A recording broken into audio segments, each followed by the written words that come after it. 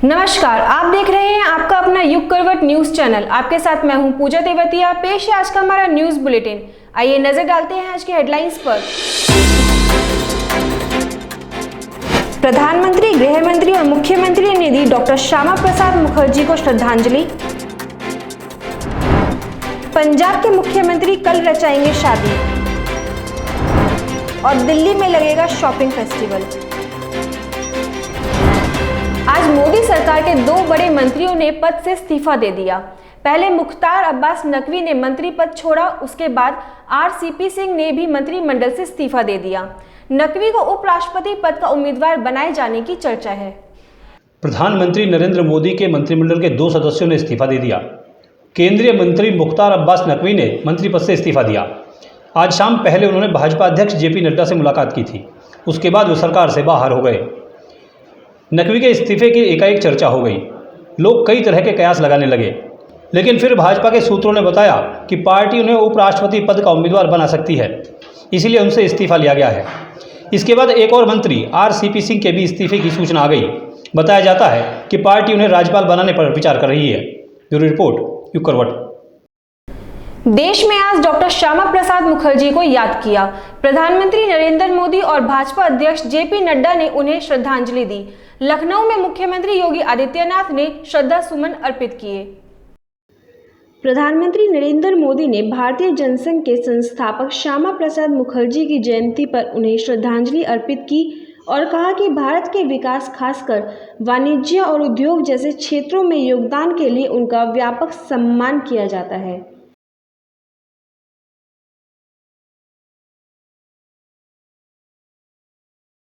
मोदी ने एक ट्वीट कर कहा, डॉक्टर श्यामा प्रसाद मुखर्जी को उनकी जयंती पर श्रद्धांजलि। भारत के विकास, खासकर वाणिज्य और उद्योग जैसे क्षेत्रों में योगदान के लिए उनका व्यापक सम्मान किया जाता है। इस ट्वीट के साथ ही प्रधानमंत्री ने एक वीडियो भी साझा किया। केंद्रीय गृह मंत्री अमित शाह ने श्यामा प्रसाद मुखर्जी की जयंती पर उन्हें याद करते हुए लिखा, डॉक्टर मुखर्जी एक अद्वितीय चिंतक थे, जिनका मानना था कि सत्ता का मूल उद्देश्य राज करना नहीं बल्कि राष्ट्र निर्माण के लिए समर्पित भाव से कार्य करना है। बीजेपी के राष्ट्रीय अध्यक्ष जेपी नड्डा ने श्यामा प्रसाद मुखर्जी को याद किया। आज भारतीय जनता पार्टी के करोड़ों कार्यकर्ता देश भर में और दुनिया में डॉक्टर श्यामा प्रसाद मुखर्जी का जन्मदिन, जन्म जयंती मना रहे हैं। हम सबको मालूम है कि 6 जुलाई 1901 को महान राष्ट्रभक्त, महान देशभक्त, सांस्कृतिक राष्ट्रवाद के उद्योतक और महान शिक्षाविद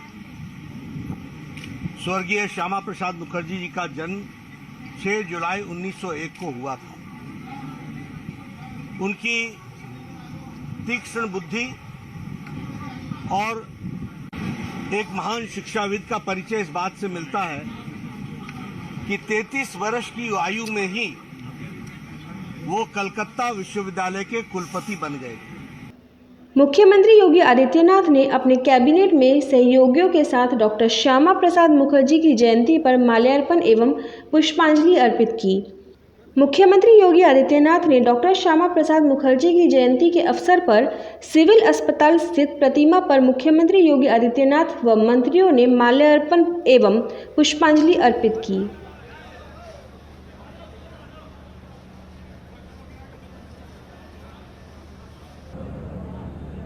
मैं इस अवसर पर प्रदेश शासन की ओर से भारत माता के इस महान सपूत को देश के प्रति उनकी सेवाओं के लिए कोटि कोटि नमन करते हुए विनम्र श्रद्धांजलि अर्पित करता हूं। हम सब जानते हैं कि डॉक्टर श्यामा प्रसाद मुखर्जी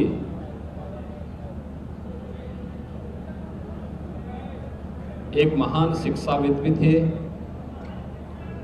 स्वतंत्रता संग्राम सेनानी भी थे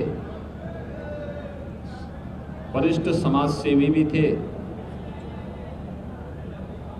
देश की आज़ादी की लड़ाई में उन्होंने बढ़ चढ़ करके भाग लिया था। इस अवसर पर मुख्यमंत्री योगी ने कहा कि मां भारती के अमर सपूत भारत की एकता, अस्मिता व अखंडता हेतु अपने प्राणों का बलिदान देने वाले प्रखर राष्ट्रवादी राजनेता व विचारक, महान शिक्षाविद, जनसंघ के संस्थापक अध्यक्ष डॉक्टर श्यामा प्रसाद मुखर्जी की जयंती पर उनकी पावन स्मृतियों को नमन। ब्यूरो रिपोर्ट, युग करवट।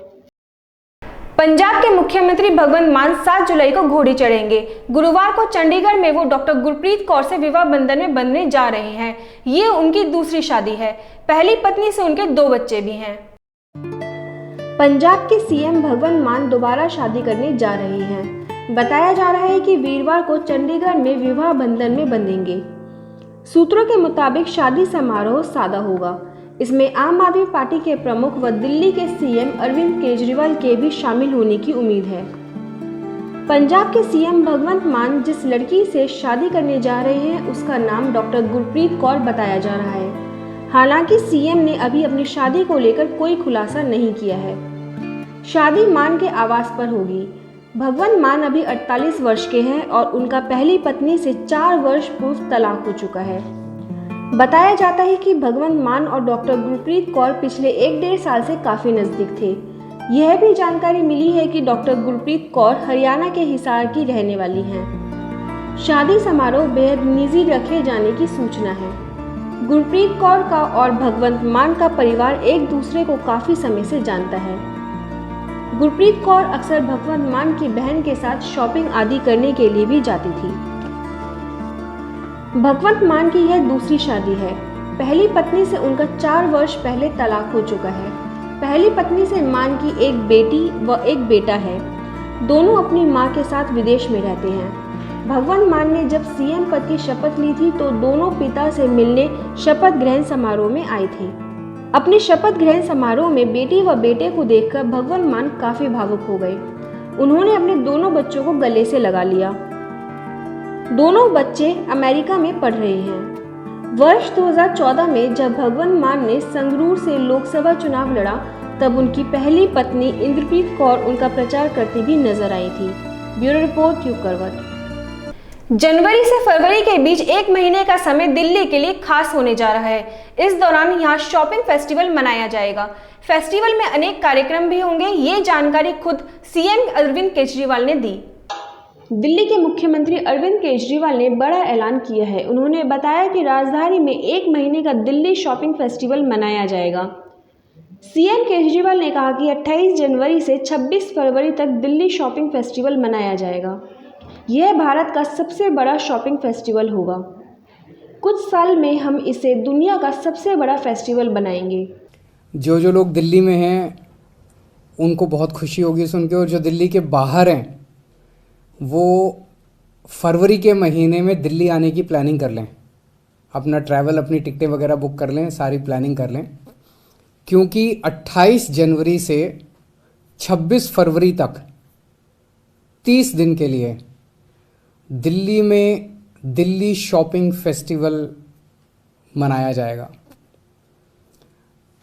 ये अपने भारत देश का सबसे बड़ा शॉपिंग फेस्टिवल होगा।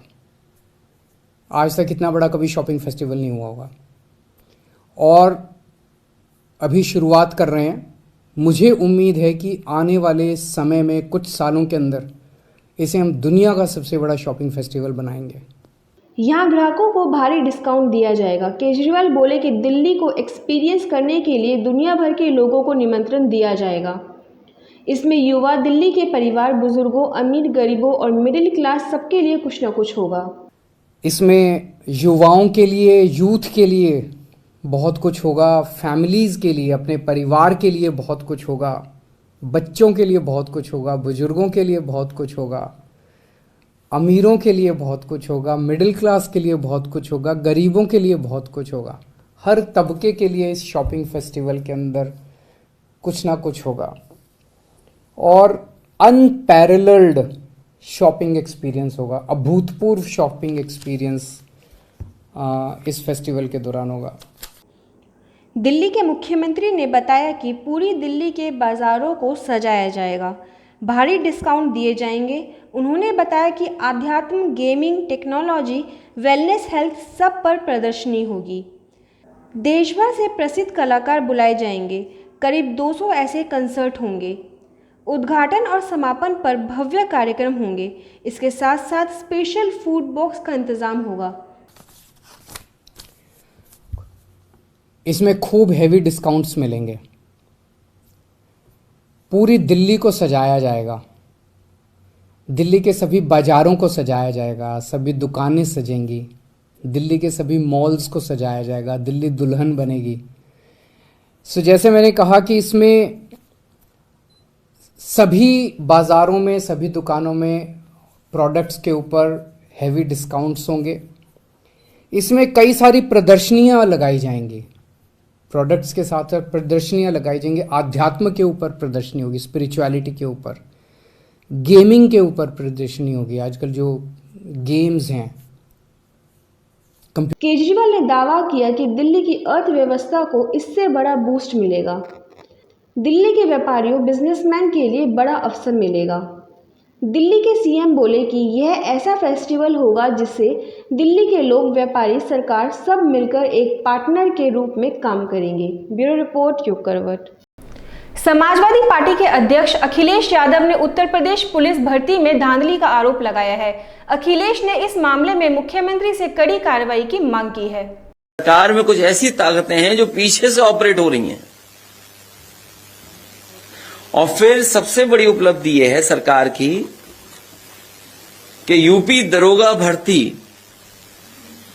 इतने बड़े पैमाने पे जिसमें धांधली हुई हो, जहां पर स्क्रीन शेयरिंग की पता लग गई हो कि स्क्रीन शेयर कर करके नकल हुई है या पेपर सॉल्व हुआ है, न जाने कितने लोगों की गिरफ्तारी हो चुकी है। जो जेल में थे वो भी भर्ती हो गए। तो ये 100 दिन की उपलब्धि माने कि हम 5 साल 100 दिन की उपलब्धि माने। 100 दिन में तो न जाने कितनी नौकरी देने और रोजगार देने की बात थी। सवाल नौकरी मिलेगी कि नहीं मिलेगी, या इसी तरह धांधली या पेपर लीक में नौकरियां चली जाएंगी। गाजियाबाद में राशन को लेकर प्रशासन बड़ी कार्रवाई की तैयारी में है। दरअसल मुरादनगर के राशन डीलर पर कम सामान देने का आरोप लगा है। आरोपों की सच्चाई जानने के लिए प्रशासन 200 लोगों के बयान लेगा। मुरादनगर के एक लाभार्थी ने क्षेत्र के ही राशन डीलर पर रिफाइंड तेल के पैकेट से चोरी कर आरोप लगाया था। मामले की शिकायत को लेकर कार्ड धारक जिला आपूर्ति कार्यालय पहुंचा। इसके बाद विभाग ने मामले की जांच शुरू कर दी। अब इस मामले में उन 200 लोगों के बयान दर्ज किए जाएंगे जिन्हें राशन डीलर अब तक राशन वितरण कर चुका है। उसके आधार पर ही आगे की जांच की जाएगी। दरअसल एक कार्ड धारक नौशाद रिफाइंड की थैली लेकर जिला आपूर्ति कार्यालय पहुंचा था। कार्ड धारक ने बताया कि मुरादनगर के शहरी क्षेत्र के राशन डीलर अनिल कुमार ने उसे रिफाइंड की जो थैली दी, उन्हें खोलकर उनसे तेल निकाला गया है और वापस उन्हें सील कर दिया। इस मामले की जानकारी मिलने पर विभाग में हड़कंप मच गया। जिला आपूर्ति अधिकारी डॉक्टर सीमा ने तत्काल एक टीम को मौके पर जांच के लिए भेजा। जिला आपूर्ति अधिकारी ने बताया कि प्राथमिक जांच में राशन डीलर के स्टॉक में किसी भी रिफाइंड के पैकेट में कोई कट नहीं पाया गया है, लेकिन जांच पूरी होने तक फिलहाल राशन डीलर की आपूर्ति को रोक दिया गया है। इस महीने अब तक डीलर द्वारा 200 लोगों को रिफाइंड वितरित किए गए हैं। अब उन सभी कार्ड धारकों के बयान लिए जाएंगे ताकि स्पष्ट हो सके कि जिन लोगों को भी पैकेट मिले हैं उन्हें काटकर दोबारा सील लगाई गई है या नहीं। सील काटना और उसको चिपकाना तो 2 ही पैकेट्स के अंदर तो नहीं होगा। जो पैकेट दिखाए गए हैं उनमें भी ऐसा कुछ नहीं था, लेकिन अगर इस तरीके की कोई भी है तो 200 लोगों से हमें सभी से ही बयान लेने पड़ेंगे, क्या उनके साथ भी इस तरीके की चीज़ें हैं या नहीं है। उसी के आधार पर मुझे नहीं लगता। 200 लोगों के बयान के बाद अगर कोई गड़बड़ी पाई गई तो राशन डीलर के खिलाफ कार्रवाई की जाएगी। जांच पूरी होने पर ही किसी नतीजे पर पहुंचा जा सकेगा। प्रशासन क्षेत्र के 200 राशन कार्ड धारकों को नोटिस भेज रहा है। ब्यूरो रिपोर्ट, योग करवट। टीवी एंकर रोहित रंजन की गिरफ्तारी के लिए छत्तीसगढ़ पुलिस ने गाजियाबाद में डेरा जमा रखा है। उन्होंने विधिवत इंद्रपुरम थाने को सूचना दी और फिर एंकर के घर दबिश दी। उधर रोहित रंजन सुप्रीम कोर्ट की शरण में चले गए हैं। छत्तीसगढ़ में एक मामले में वांछित चल रहे news channel anchor Rohit Ranjan की गिरफ्तारी के लिए छत्तीसगढ़ की पुलिस गाजियाबाद में डेरा डाले हुए है। गिरफ्तारी और दबिश डालने के नियमों के पालन करने के तहत डिप्टी एसपी उदयन बेहर के नेतृत्व में एक टीम आज सुबह 8:45 बजे इंद्रापुरम थाने पहुंची। छत्तीसगढ़ पुलिस ने एसएचओ देवपाल सिंह पुंडीर से अहिंसा खंड की निहो स्कॉटिश सोसाइटी में रहने वाले एंकर के फ्लैट पर दबिश डालने के लिए सहयोग मांगा। इसे पुंडीर ने स्वीकार कर लिया। इसके बाद दोनों राज्यों की पुलिस ने एंकर के घर पर दबिश दी, लेकिन वो नहीं मिले।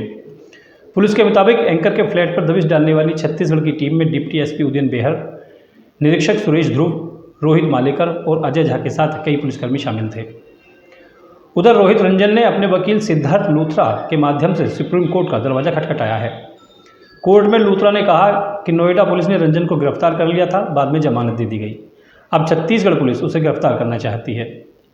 सुप्रीम कोर्ट ने तत्काल सुनवाई की याचिका को स्वीकार कर लिया है। ब्यूरो रिपोर्ट, युग करवट। गाजियाबाद में बीएड की परीक्षा का आयोजन हुआ। इसके लिए 33 सेंटर बनाए गए थे। परीक्षा 2 राउंड में हुई। पहले राउंड में 2000 के करीब छात्र अनुपस्थित रहे। जिले के 33 केंद्रों पर बीएड की संयुक्त प्रवेश परीक्षा आयोजित की गई। परीक्षा की पहली पाली सुबह 9 बजे शुरू हुई, जो दोपहर 12 बजे संपन्न हुई। पहली पाली में ही 2043 परीक्षार्थियों ने परीक्षा छोड़ दी। परीक्षा केंद्रों पर निर्धारित समय से पहले ही परीक्षार्थियों का पहुंचना शुरू हो गया था। परीक्षा के लिए जिले को 17 सेक्टर में बांटा गया, जहां 17 सेक्टर मजिस्ट्रेट भी तैनात किए गए हैं। इसके अलावा 33 मजिस्ट्रेट भी लगाए गए हैं। हालांकि पहली पाली में ही किसी केंद्र पर कोई समस्या सामने नहीं आई। कोविड प्रोटोकॉल के साथ परीक्षा संपन्न कराई गई। परीक्षा के लिए 15,000 छात्र पंजीकृत थे, जिनमें पहली पाली में 13,057 ही परीक्षा में शामिल हुए। बाकी 2043 छात्र अनुपस्थित रहे। इसके अलावा परीक्षा के नोडल अधिकारी व पुलिस अधिकारी भी लगातार केंद्रों का निरीक्षण करते रहे। ब्यूरो रिपोर्ट, युग करवट। लोनी में रहने वाले एक व्यक्ति को धमकी मिली है। उदयपुर केस की तरह हत्या करने की धमकी दी गई है। पीड़ित ने पुलिस में शिकायत दर्ज करा दी है। पुलिस मामले की जांच कर रही है। पत्र के अंदर उदयपुर का जो हत्याकांड हुआ है कन्हैया लाल वाला, उसकी तर्ज पर मेरा कत्ल करने की मुझे धमकी दी थी। और उस पत्र में लिखा था, तू बहुत मुसलमानों के खिलाफ पोस्ट करता है, बोलता है, और अब तेरा मुंह सदा के लिए बंद कर दिया जाएगा और तेरा निपटारा करने में हो सकता है कि हम शहादत को प्राप्त हो जाएं या हम गिरफ्तार हो जाएं, पर हमें इसकी कोई परवाह नहीं है। और तेरे खिलाफ हमने जामिया में एक बड़ा ग्रुप बना रखा है और जल्दी ही हम उदयपुर जैसा नज़ारा लोनी को भी दिखाएंगे। गाजियाबाद के निवाड़ी थाना क्षेत्र में पुलिस की बदमाशों से मुठभेड़ हो गई। इसमें एक व्यक्ति घायल हो गया। उसकी पहचान 20,000 रुपए के इनामी फाजिल के रूप में हुई है। इसका साथी भी पकड़ा गया है। थाना निवाड़ी पुलिस व एसओजी ग्रामीण स्तर की टीम के साथ बाइक सवार 2 बदमाशों के साथ पटना चौकी क्षेत्र में मुठभेड़ हुई है, जिसमें एक व्यक्ति के पैर में गोली लगी है और दूसरे को मौके से गिरफ्तार किया गया है तथा उनके पास से डकैती में लूटे हुए 2 मोबाइल बरामद किए गए हैं। इनकी पहचान थाना निवाड़ी से डकैती के मुकदमे में वांछित और 20,000 के इनामी जो है हासिम के रूप में और रिजवान के रूप में हुई है। और घायल को जो है अस्पताल में जो है भेज दिया गया, अस्पताल के लिए रवाना कर दिया गया। आवश्यक विधिक कार्रवाई की जा रही है। गाजियाबाद के नालों को लेकर समस्या बरकरार है। यहां राकेश मार्ग पर नाले से कई 100 मकान प्रभावित हो रहे हैं। नाले की सफाई के लिए नगर निगम ने सुपर सकर मशीन लगाई है। जीटी रोड के नाले की सफाई करते वक्त नगर निगम के हेल्थ विभाग से बड़ी चूक हो गई। इस नाले में बने सीवर के मेनहोल को तोड़ दिया है, जिससे जीटी रोड नाले का पूरा पानी सीवर की ट्रंक लाइन में चला गया है। पानी के साथ कचरा जाने से सीवर लाइन कई मीटर तक चौक हो गई है। नगर निगम ने इस सीवर लाइन को साफ करने के लिए सुपर सकर मशीन को लगाया है। जीटी रोड के नाले के गंदे पानी और मलबा सीवर लाइन में जाने के कारण करीब 1000 परिवार समस्याओं का सामना कर रहे हैं। कई सौ ऐसे मकान हैं जहां सीवर ओवरफ्लो होकर घर में घुस रहा है। इस समस्या को दूर कराने के लिए पार्षद हिमांशु लव लंबे समय से नगर निगम से पत्राचार कर रहे थे। जीटी रोड के नाले की सफाई नगर निगम द्वारा एक ठेका छोड़कर नाले की सफाई कराई गई। LIC से लेकर और भाटिया मोड़ तक इस नाले के बीचों बीच ट्रंक लाइन के 19-20 मेन होल हैं, जो कि 25 फुट गहरी ट्रंक लाइन है। उस ट्रंक लाइन के सीवर के जो मेन होल हैं वो मेन होल तोड़ दिए गए ताकि ठेकेदार अपने नाले की सफाई को दिखा सके कि जी नाला खाली हो गया, पानी खाली हो गया। परंतु उसके कारण हुआ ये कि वो जो ट्रंक लाइन है वो चौक हो गई और कमला क्वार्टर, आनंद विहार, नेहरू नगर, ये सारा एरिया में सीवर की बैक मारना शुरू हो गया। मेरे द्वारा उसी समय डॉक्टर मिथिलेश जी को इसकी कंप्लेन कर दी थी और क्षेत्रीय जो सुपरवाइज़र है और प्लस जो सैनिटरी इंस्पेक्टर है उनको भी मैंने इसकी शिकायत करी कि भाई ये सीवर चौक हो जाएगा, इसका ज़रा ध्यान कर लो। मेन होल में ये नाला तोड़ दिया है, इन्होंने देखा नहीं और उसका नतीजा ये हुआ कि परसों से कमला क्वार्टर आदि और Chhajju quarter, Nehru Nagar, 3rd J, 3rd F, 3rd G, इन सारे जगह पर मेन होल जो सीवर की जो समस्या है वो इतनी भयंकर हो गई। मेरे कंप्लेन के बाद आज ये सुपर सकर मशीनों की टीम तो भेज दी गई लेकिन लेबर नहीं भेजी जिससे कि सीवर की सफाई की जा सके। लेबर के बिना वो सुपर सकर मशीनें बेकार हैं। नगर निगम का जलकल विभाग सीवर लाइन को साफ करने की जिम्मेदारी हेल्थ विभाग पर डाल रहा है। इस विवाद के चलते आम लोगों को कई दिनों से परेशानियों का सामना करना पड़ रहा है, मगर अब इस समस्या के हल निकलने की संभावना जताई जा रही है। नगर निगम के जलकल विभाग ने जीटी रोड सीवर लाइन को साफ करने का काम शुरू कर दिया है। ब्यूरो रिपोर्ट, यू करवट। उत्तर प्रदेश में पौधारोपण अभियान चल रहा है, सभी विभाग इसमें जुटे हुए हैं। लोनी नगर पालिका भी अभियान का हिस्सा बन चुकी है। यहाँ चेयरमैन रंजीता धामा ने पौधे लगाए। लोनी नगर पालिका अध्यक्ष रंजीता धामा ने 2 दिवसीय पौधारोपण कार्यक्रम का शुभारंभ किया। रंजीता धामा ने जगह जगह पौधारोपण किया और जामुन, आम, अमरूद, आंवला, शहतूत, नीम, पीपल, शीशम, गूलर आदि के पौधे लगाए। लोनी नगर पालिका अध्यक्ष ने सभी शहरवासियों को संबोधित करते हुए कहा कि आज के समय में ग्लोबल वार्मिंग बढ़ती जा रही है और लकड़ी के सामानों की मांग बढ़ रही है। इससे पेड़ों का काटना अधिक हो रहा है। पेड़ों की संख्या लगातार घटती जा रही है और पर्यावरण को नुकसान हो रहा है। उन्होंने कहा कि हम सभी को अधिक से अधिक पेड़ पौधे अपने आसपास लगाने चाहिए जिससे हरियाली रहे और पर्यावरण शुद्ध रहे। लोनी नगर पालिका अध्यक्ष ने लोगों से अपील करते हुए कहा कि पौधारोपण का कार्य सहभागिता से ही संभव है। एक अकेला व्यक्ति सीमित संख्या में ही पौधे लगा सकता है, लेकिन समाज के हर नागरिक को पर्यावरण के प्रति अपनी नैतिक जिम्मेदारी को समझते हुए पौधारोपण करना चाहिए। ब्यूरो रिपोर्ट, युग करवट। इंदौर में भारी बारिश के बीच बारात निकाली गई। बरसात से बचने के लिए पूरी बारात को तिरपाल से ढक दिया गया। लोग इस वीडियो को जमकर वायरल कर रहे हैं। इन दृश्यों को देखकर आप कह सकते हैं कुछ भी करने की ललक हो तो कोई बाधा आपको रोक नहीं सकती। ये वीडियो इंदौर की है। यहाँ एक शादी की बारात निकल रही थी। इसी बीच भारी बारिश हो गई, मगर लोगों ने बारात को रोकना मंजूर नहीं किया। सारी बारात को तिरपाल के नीचे ले लिया गया।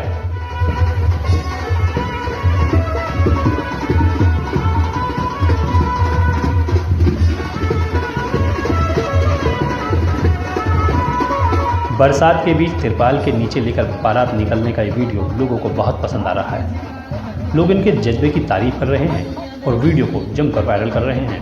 ब्यूरो रिपोर्ट, यूग करवट। हिमाचल प्रदेश में बरसात आफत बन चुकी है। यहाँ कुल्लू में बादल फट गया, कई नदी उफान पर हैं। कुल्लू में पुल और स्टे होम बह गए, कई लोग और वाहन भी लापता हैं। हिमाचल प्रदेश में बारिश ने तबाही मचा रखी है। कुल्लू जिले के मणिकर्ण में बादल फटने से भारी नुकसान हुआ है। बादल फटने से चोज में एक होमस्टे, कैंपिंग साइट और पैदल पुल बाढ़ की चपेट में बह गए। हादसे में 4 लोग भी बह गए हैं। सभी लोग कामगार बताए जा रहे हैं। किन्नौर जिले में भूस्खलन होने की वजह से NH5 बंद कर दिया गया है।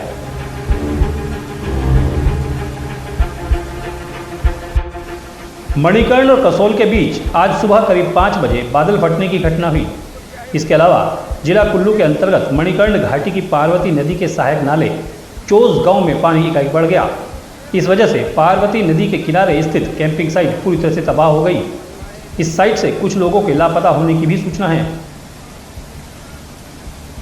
घाटी में बादल फटने से आई बाढ़ में मालना गांव के पास स्थानीय महिला भी बह गई। इसके अलावा 1 दर्जन घोड़े और कुछ लोगों की गाड़ियों के बहने की भी सूचना है। कई जगह पर सड़क बंद होने से पर्यटक और आम आदमी फंसे हुए हैं। दूसरी ओर झागड़ी के नज़दीक ब्रोनी खड्ड के पास भूस्खलन हो गया। इससे NH5 बंद है। हाईवे के बंद होने से किन्नौर के लिए संपर्क मार्ग बंद हो गया है। ब्यूरो रिपोर्ट युग करवट। तो आज के लिए बस इतना ही। गाजियाबाद और देश विदेश की खबरों के लिए देखते रहिए युग करवट और पढ़िए आपका अपना युग करवट न्यूज़पेपर। युग करवट चैनल को लाइक करें, सब्सक्राइब करें और कमेंट जरूर करें। आपके कमेंट हमारे लिए बहुत महत्वपूर्ण है। नमस्कार।